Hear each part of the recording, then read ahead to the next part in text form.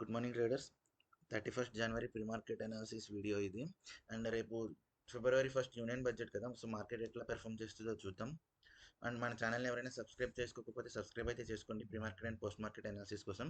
So Nifty graph చూద్దాం. Nifty graph ఇది 30th జనవరి Nifty graph ఇది. సో 31st జనవరి ఈ రోజు ఎలా ఉండబోతుందంటే, మార్కెట్ మనకి ఇండికేషన్ ప్రకారం 80 to 100 పాయింట్స్ గ్యాప్ డౌన్ అయితే ఓపెన్ అవడం జరుగుతుంది. అంటే ఈ లెవెల్లో మార్కెట్ అయితే ఓపెన్ అవుతుంది. సో గ్యాప్ డౌన్ ఓపెన్ అవుతుంది కదా, అండ్ ఈ గ్రీన్ లెవెల్ ఉంది చూడండి, ఇక్కడ 21,430 ఈ లెవెల్ ఉంది కదా. సో ఈ లెవెల్ దగ్గర మనకి సపోర్ట్ అయితే ఫేస్ చేస్తుంది. సపోర్ట్ ఫేస్ చేసి మనకి ప్రీవియస్గా రెసిస్టెన్స్ అయితే హిట్ అవ్వడం జరుగుతుంది. అండ్ ఫస్ట్ టార్గెట్ అయితే ఇది, అండ్ సెకండ్ టార్గెట్ అయితే గ్రీన్ జోన్ 21,725 730 అయితే మన సెకండ్ టార్గెట్ అవుతుంది ఒకవేళ మార్కెట్ బుల్లిష్ అయితే.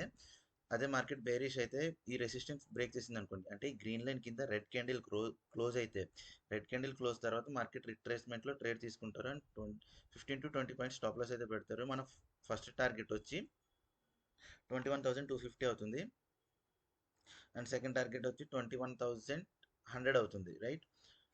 బ్యాంక్ నిఫ్టీ చూద్దాం. అండ్ బ్యాంక్ నిఫ్టీ చూసారా,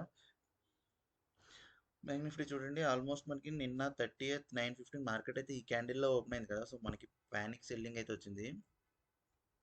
సో సెల్లింగ్ తర్వాత మార్కెట్ ఆల్మోస్ట్ ఫ్లాట్ క్లోజ్ అయిందనమాట. సో ఈరోజు ఏంటంటే ఈ రేంజ్ ఉంది కదా, ఈ రేంజ్ ఫామ్ చేసింది చూడండి. సో ఈ రేంజ్ బ్రేక్అవుట్ ఇస్తే అంటే మనకి ఈరోజు market actually gap down indication ఇస్తుంది.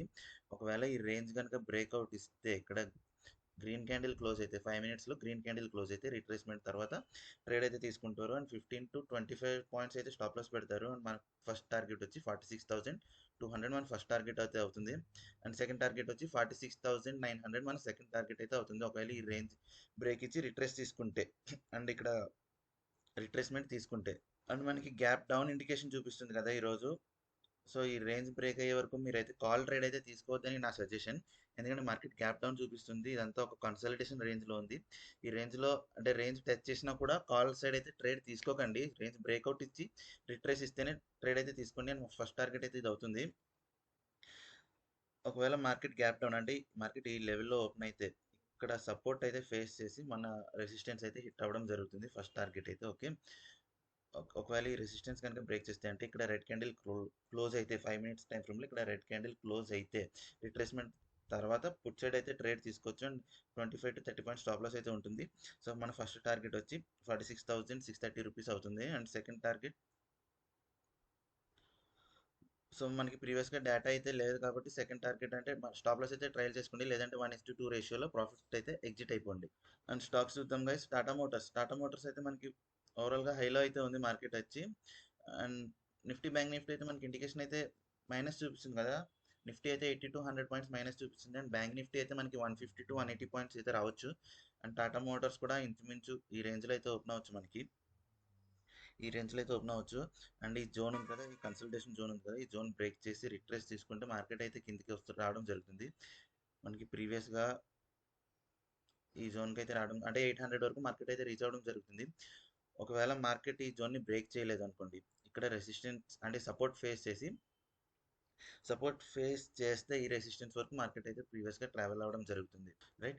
ఒకవేళ ఈ రెసిస్టెన్స్ కనుక బ్రేక్ చేస్తే అండ్ ప్రీవియస్గా మనకి ఈ హై అయితే రీచ్ అవ్వడం జరుగుతుంది. అండ్ ఈ హై రీచ్ అయినాక ఇక్కడ ఫస్ట్ టైం సెల్లింగ్ వచ్చింది కాబట్టి మార్కెట్ మళ్ళీ కిందకే అవడం అనేది కన్ఫర్మేషన్ చూద్దాం.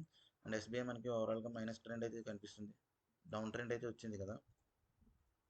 ఎస్బీఐ చూడండి ఓవరాల్గా డౌన్ ట్రెండ్ అయితే వచ్చింది. అండ్ ఈరోజు bank Nifty gap down indication చూపిస్తుంది కాబట్టి ఆల్మోస్ట్ మనకి ఈ రేంజ్లో ఎస్బీఐ అయితే ఓపెన్ అవ్వచ్చు. ఈ రేంజ్లో ఓపెన్ అయినాక మనకి ప్రీవియస్గా సపోర్ట్ అయితే ఇది ఉంటుంది, ప్రీవియస్గా సపోర్ట్ అయితే 620 ఉంటుంది.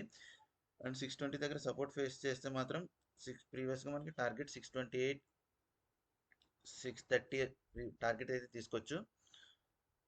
గైల్ చూద్దాం.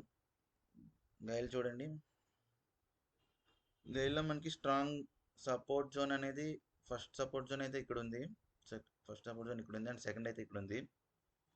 సో ఈ గ్రీన్ లైన్ స్ట్రాంగ్ సపోర్ట్ జోన్గా కన్సిడర్ చేస్తాను. 167 అయితే స్ట్రాంగ్ సపోర్ట్ ఉంది గైల్లో. ఒకవేళ మార్కెట్ కనుక ఫ్లాట్ అంటే ఈ రేంజ్లో ఓపెన్ అయితే మనకి ఇక్కడ 167 దగ్గర సపోర్ట్ అయితే తీసుకోవడం జరుగుతుంది. ఇంట్రాడే పొజిషన్స్ ఇవి, లాంగ్ టర్మ్ కాదు. అండ్ సెకండ్ టార్గెట్ వచ్చి ఒకవేళ ఈ జోన్ కనుక రెడ్ క్యాండిల్ 5 minutes టైం ఫ్రేమ్లో రెడ్ క్యాండిల్ క్లోజ్ అయ్యి రిట్రేస్ తీసుకుంటే మాత్రం, అండ్ మన సెకండ్ టార్గెట్ వచ్చి 165 రేంజ్ అవుతుంది. సో ఈ రేంజ్ వచ్చి మన సెకండ్ టార్గెట్ అవుతుంది.